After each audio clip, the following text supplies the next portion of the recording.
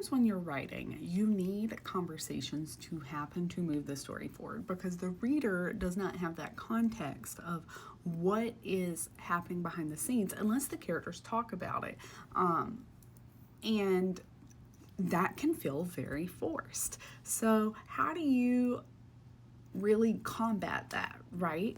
I'm Amelie. I'm currently writing my debut novel, and I'm running into this issue right smack in the middle of my 12th drafts revisions.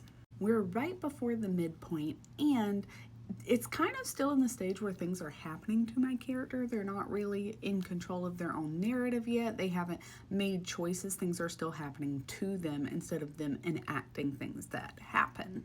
And there's two conversations that need to happen between two different parties that kind of spur the character to other. And I was originally going to put these two conversations in the same chapter, but reading over it, I'm like, this is a lot for the reader to take in and a lot that's changing. And so I like this idea of rotating types of conflict. So perhaps the first conversation happens after a revelation, and then things start to settle down, but then tension spikes.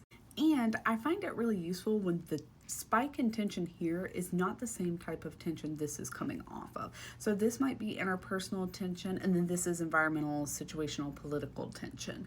And kind of like when you swap them, you're able to intertwine them a little bit better, and that's my goal. And so instead of having interpersonal tension and political tension in the same chapter, what I'm changing it to is we're going to have interpersonal tension, kind of the fall from that, and then a spike in obligations politically or to others in the environment, something situational that the character has to do.